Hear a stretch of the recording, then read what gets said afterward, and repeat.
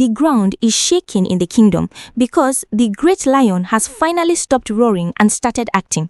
The Igbimo elders thought they could threaten the jewel and get away with it, but they didn't realize they were playing with their own lifeblood.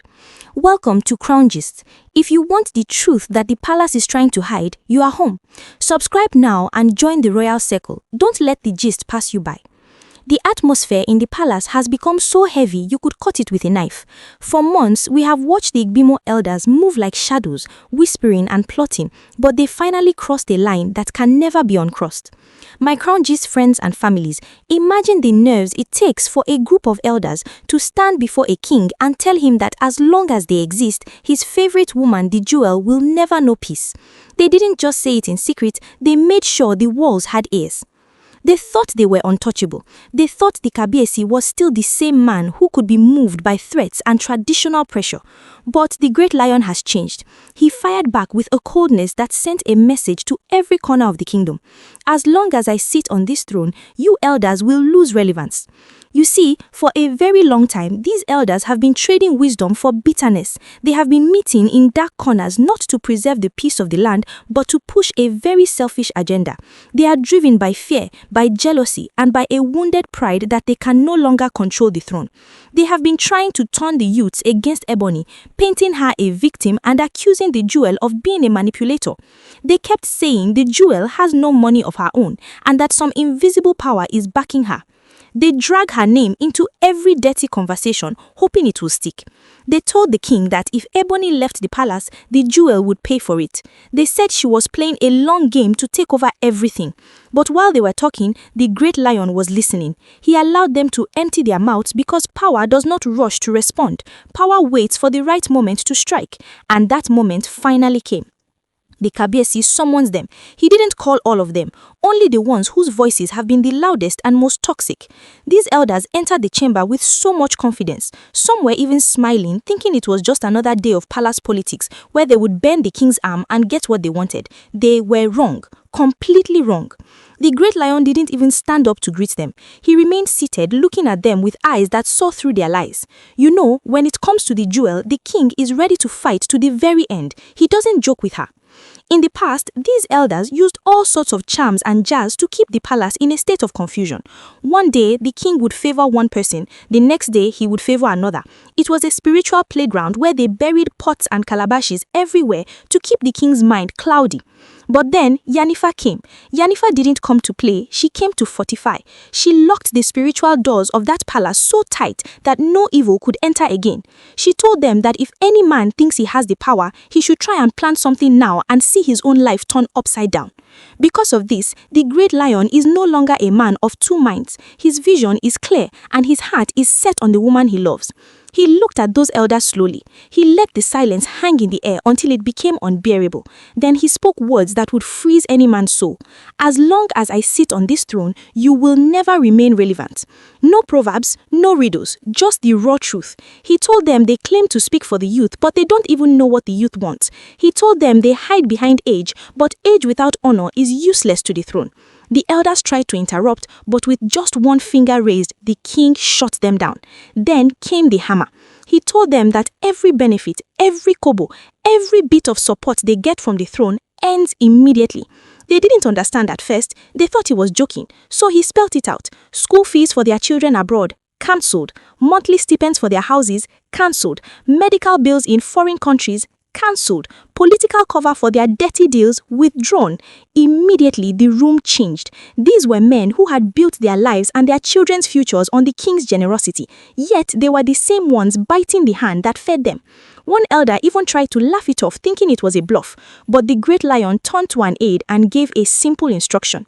Suddenly, phones began to vibrate in the pockets of those elders. Bank alerts stopped. Messages from schools in the UK and USA started coming in saying payments had been declined. The reality hit them like a physical blow.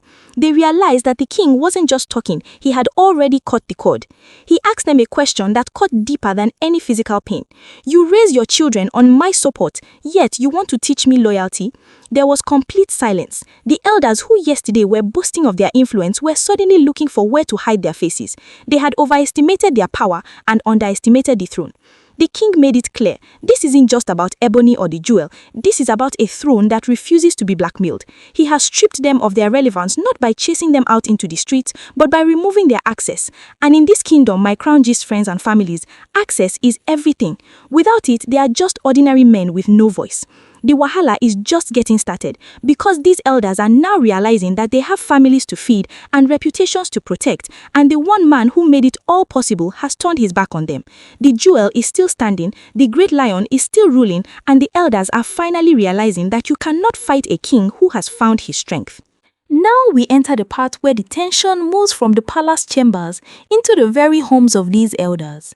The great lion did not just close his mouth, he closed his hands, and when a king closes his hands, the earth beneath his enemies begins to dry up. Imagine the scene.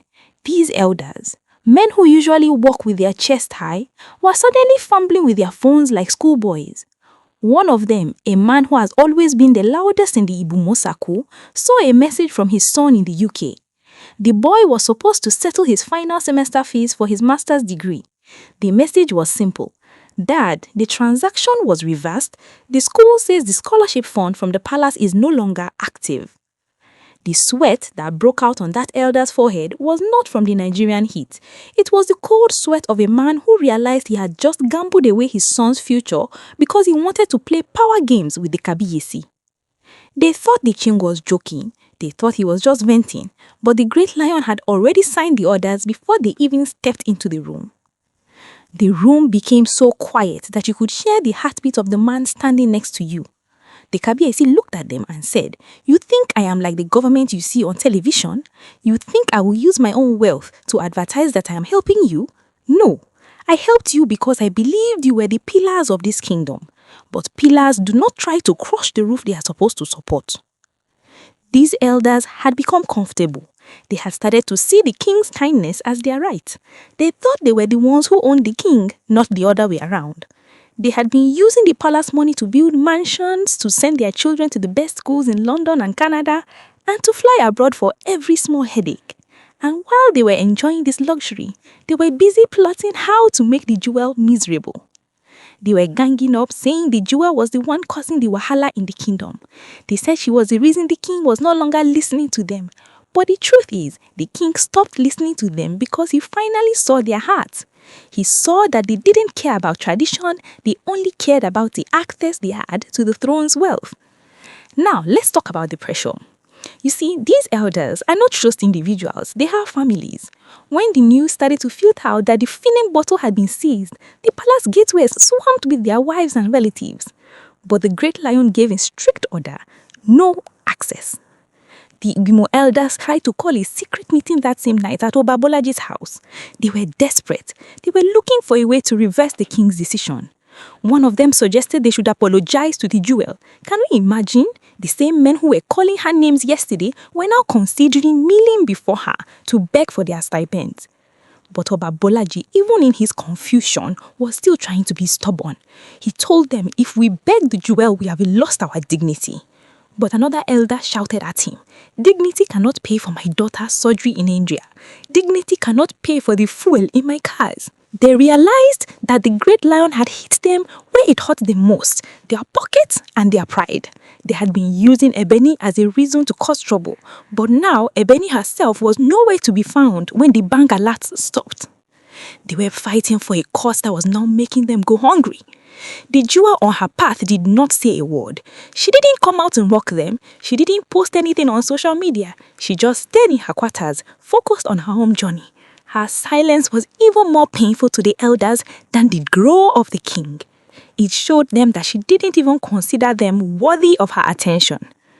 As the night went on, the elders started turning on each other. They began to blame the person who first suggested that they should threaten the jewel. They began to realize that they had underestimated the bond between the great lion and the woman he loves. They thought the king would choose them over her because of tradition, but they forgot that the greatest tradition in any palace is loyalty to the throne. The great lion has proven that he is the one who holds the key to their relevance. Without the throne, they are just old men with long stories and no power. The access is gone, the political cover is gone, the protection they used to enjoy for their various businesses, gone. Things have officially turned from a palace drama into a house-to-house emergency. You see, when a man cannot provide for his household because of his own big mouth, the first place he will face the heat is from his own wife. The elders' wives were not smiling at all. They saw their children's tuition reminders, they saw the medical appointments being cancelled, and they saw their husbands looking like deflated balloons. These women, led by the wife of one of the most senior Igbimo elders, decided they could no longer sit and watch their lives crumble. Without telling their husbands, they formed a delegation to go and see the jewel. They didn't go with the arrogance of their husbands, no. They went with humility. They arrived at the jewel's quarters not with placards or threats, but with heavy hearts. These are women who used to look down on the jewel, believing the rumors that she was just a temporary visitor in the palace. Now they were standing at her door, waiting for permission to enter. When the jewel finally allowed them in, the room was so quiet. You could hear the wrappers of the women rustling as they sat on the floor, a sign of total submission. They started to beg. They told her, "Our daughter, we know our husbands have behaved like children. We know they have said things that should never have crossed the lips of elders. But please, don't let the children suffer for the sins of their fathers." The jewel sat there looking at them. She didn't look angry. She didn't look happy to see them suffering. She just looked calm. One of the women even started crying, explaining how her son in medical school was being threatened with expulsion because the palace payment didn't go through. They begged her to talk to the great lion, to tell him that the elders had learnt their lesson. But my crown gist friends and families, the jewel's response was a masterclass in wisdom. She didn't promise them anything immediately. She looked at them and said, "Where were these voices when your husbands were dragging my names through the mud? Where were these tears when they were telling the Kabiesi that I would never know peace?" She explained to them that this was not about her. She told them that the great lion is a king who values loyalty above everything else. She said, "If I go to the king now to beg for the men who want to destroy me, am I not being foolish? The king is not punishing your husbands because of me. He is punishing them because they tried to blackmail the throne." She told the women to go back home and tell their husbands to find the meaning of the word honor. She told them that until the elders realize that they are servants of the crown and not masters of the king, nothing will change. While this was happening, the jewel's uncle was in a state of complete panic. He had tried to call the jewel multiple times, but she blocked his number. He even tried to come to the palace, but the guards, the same ones who used to salute him, told him he didn't have the clearance to enter the inner chambers. He realized that the access he was selling to the Igbimo elders was gone. He was now just an ordinary man standing outside the gate, watching the kingdom move on without him. The great lion on his part was busy. He wasn't even thinking about the elders. He was holding meetings with the actual youth leaders, the ones the elders claimed to control. He found out that the youths were actually happy with the changes in the palace. They told him, "Kabiesi, we don't want the old ways of charms and confusion. We want a king who is stable and a palace that has direction." The king realized that the elders had been lying to him for years, claiming they had the support of the people when they were actually the most hated people in the land. This made the great lion even more determined. He started redirecting the funds that used to go to the elders into community projects, new clinics, scholarships for brilliant youths who actually deserve it, and empowerment programs. The elders are now watching from their windows as the world celebrates their downfall. They are seeing the relevance they boasted about being handed over to the younger generation. The wahala has truly backfired. They wanted to use ebony to push the jewel out, but now they are the ones who are out in the cold. When men of power lose their money and their influence, and when their wives return from the jewel with no good news, they often turn to the one place they think they still control, the spiritual realm. The 7 elders, led by a trembling but desperate Obabolaji, decided that if they couldn't win in the physical, they would go back to the roots. They decided to enter the Ajala forest at the stroke of midnight. They thought that the same forest that gave Obabolaji his life back through Yanifa's leaves would listen to their cries for revenge. They went there with their secret items, hoping to stir up the spirits of the land against the great lion and his jewel. But something went wrong. Very wrong. As they stepped into the thick darkness of the Ajala woods, the air didn't feel the same as it did when Yanifa was there. The forest felt angry. The trees seemed to be closing in on them. They tried to perform their rituals, to call on the powers of the old, but all they heard was the echoing roar of a lion in the distance, a roar that didn't sound like a physical animal, but like the throne itself speaking back to them. Suddenly, panic set in. One by one, they began to lose their way in the dark. The same men who claimed to be the custodians of the land were now being hunted by the very land they tried to weaponize. By daybreak, they were found wandering near the forest borders, clothes torn, faces filled with a fear that words cannot describe. They came back changed. Some of them couldn't even speak clearly anymore. The great lion didn't need to banish them. The forest of Ajala and their own conscience did the work. The jewel remains in the palace, our peace undisturbed and our destiny shining brighter than ever. The Kabiesi has shown that a king who rules with a clean heart and a clear mind is protected by forces far greater than any jazz or palace politics. The uncle, seeing that his spiritual move failed and the physical money was gone, has finally gone into hiding. The era of the Igbimo elders controlling the throne through fear is officially over. The palace is now a fortress of light, and the great lion and his jewel are finally moving toward that divine destination without the shadows of the past holding them back. My crown these friends and families, as we conclude this heavy update, it is very important to remember that all the information I have said, the secret forest rituals, the bank alert stomping, and the wives begging the jewel are all alleged, rumored, and unverified information making the rounds on social media. These stories are part of the ongoing Palace Gist Online and should not be taken as factual or verified news yet. We are here to bring you the gist as it flies, but always keep an open mind.